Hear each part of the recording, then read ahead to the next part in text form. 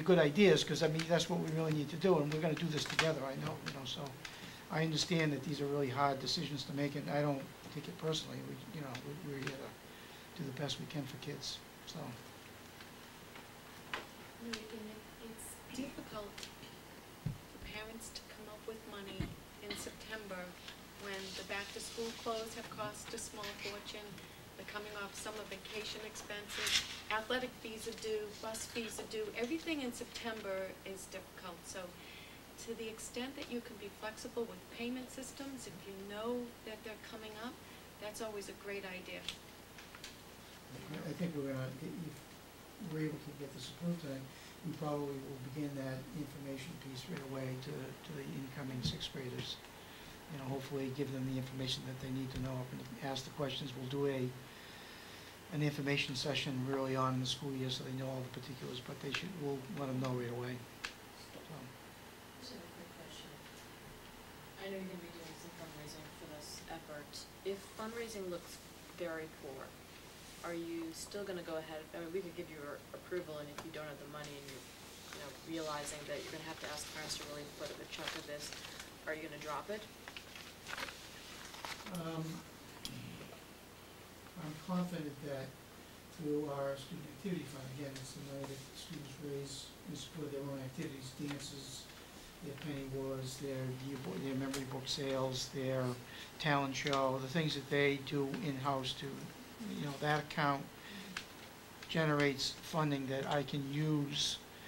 And again, perhaps I may have to defray some of the payments, as that money is generated, because it is a very short window there. So I use the one back-to-school dance is a good example that generally raises about, after expenses and things, $1,000 or so. So that would be equal to about 10 scholarships, which is basically the number that we've experienced in the past. Now, this is a different economy, and who knows what it'll be next year, and it could be 20 kids needing scholarship. But again, we're committed to making this work.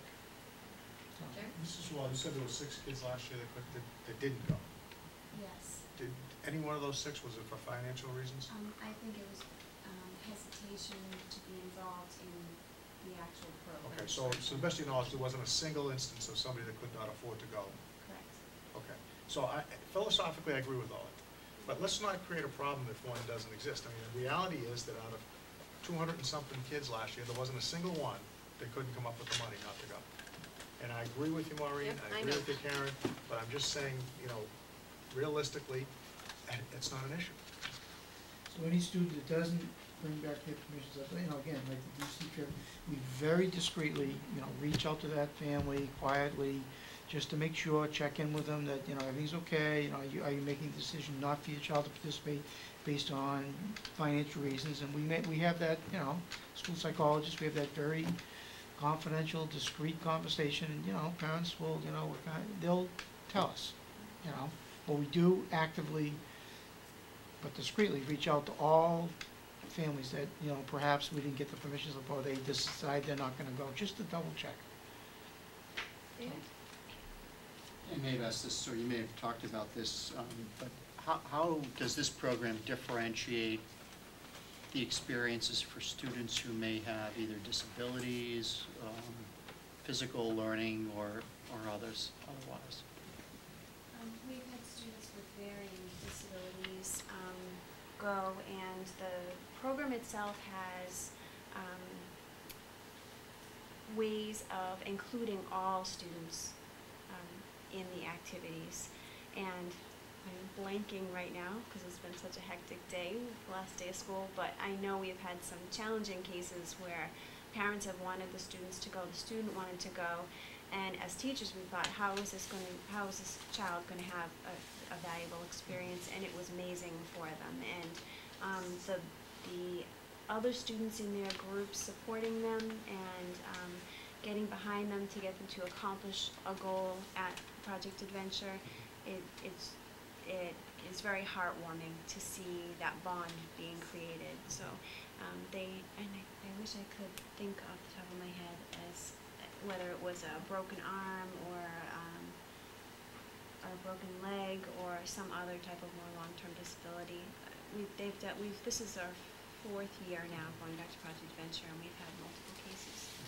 We've had success. Go right in. I would like to make a motion to approve the proposed Project Adventure field trip. Second? Any further discussion? All those in favor? Aye. One opposition. Can we get through the chair, can we get a brief recap of the Washington trip from, the exciting Washington trip in many ways from Mr. Fauché? Is that Sure. okay? You wanna be put on the spot, Sean? Look, he's already Look, got, he's look, got he's got, pictures. he's got these prepared. Thank you very much. Thank you. This could be a while, thank you very much. See you later. Thank Would you. be happy to recap the Washington DC trip for you. It was a very exciting trip, very successful. We had some challenges, but I would tell you, again, this is a great opportunity. I would really like to publicly thank all the chaperones that were able to give up some, that parent chaperones in particular. I could not have handpicked a better team. They were really exceptional, and they were all there, and all hands on deck, and we made it work, and it was very, very successful. I got a lot of feedback from students and parents. We enjoyed perfect weather for DC at this time of year. You'd expect, 100 and 110 degree, but we had slightly overcast, cool weather, great for touring.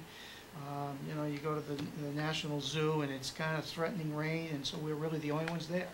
And really the sun started to come out towards the end of the day. It was, I couldn't say that. The hotel accommodations were, excellent. It was an upgrade. We lowered the price this year. We upgraded a couple of the venues, went to the National Cathedral, for example. We upgraded the hotel accommodations, so it was really good. The buses, everything was wonderful, so the kids were great, so. Get to meet up with John Favreau? Well, that's an interesting little sidebar. We were, I wouldn't say I was, but Mr. Damiano was able to text Mr. Favreau a couple of times to tell him we had arrived, and they had kind of exchanged some information about perhaps when we'd be at the White House. But by the time we were going to the White House on Wednesday, we were concerned that a couple of members of our party had maybe the flu. So we had to decline his generous offer for him to come out to meet with us, because there are very strict policies about germs in the White House, right? I mean, single-handedly, North Reading Middle School brings down our government. I'm not sure that would really go over too well. So we respectfully informed him that we would not be able to.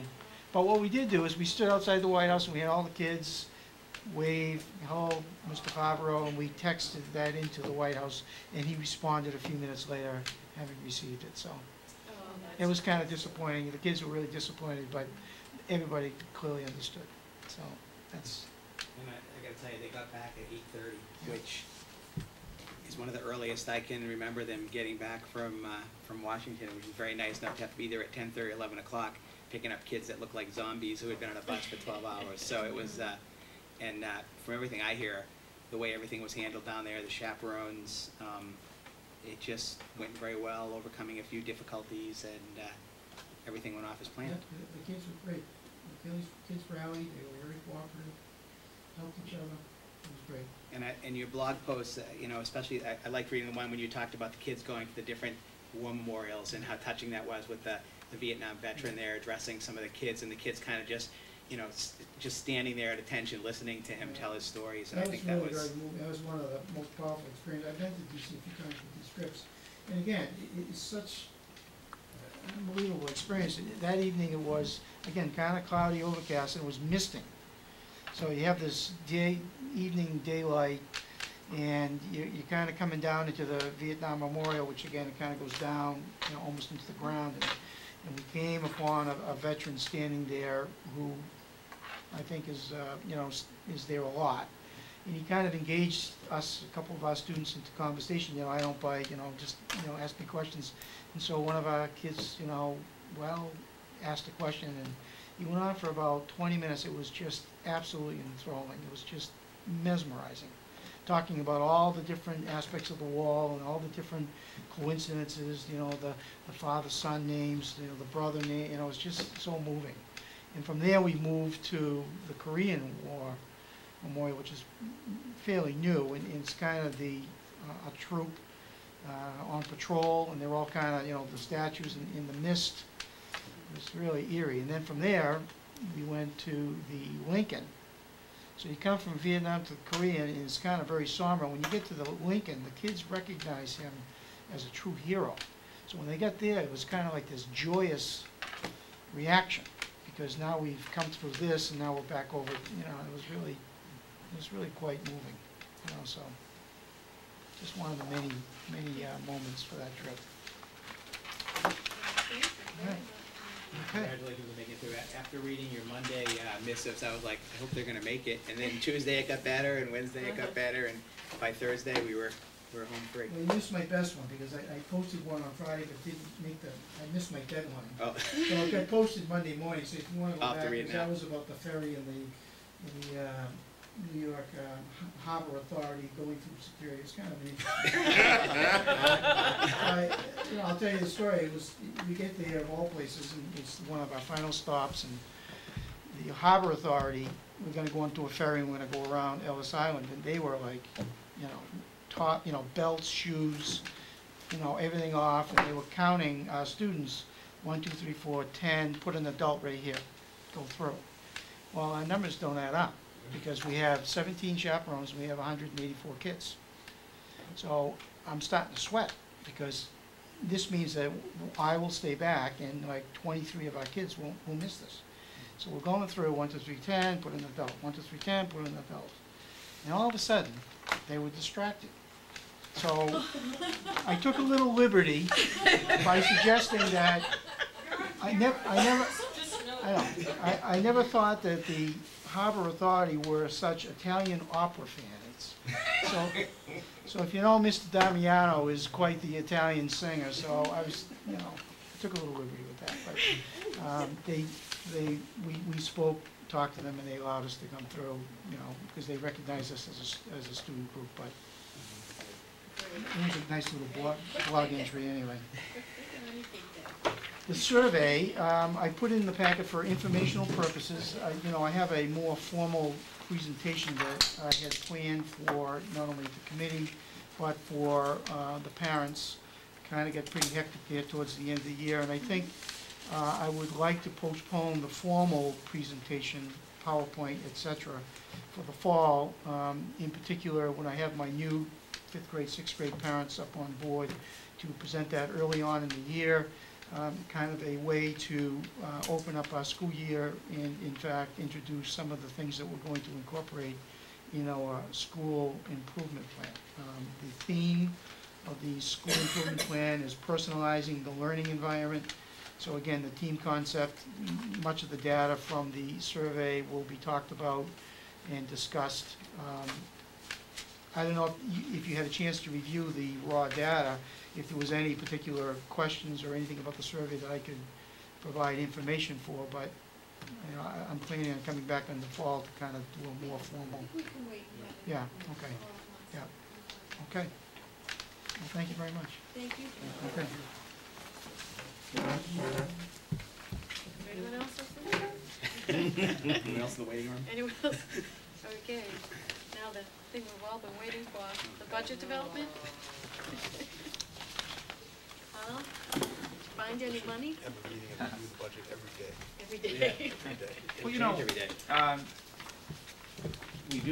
we have distributed the written document, and to begin with, I point out that we normally bind this and have printing costs, but this year, given our frugality, we've just back-to-back photocopied it and Yes. Put on a picture.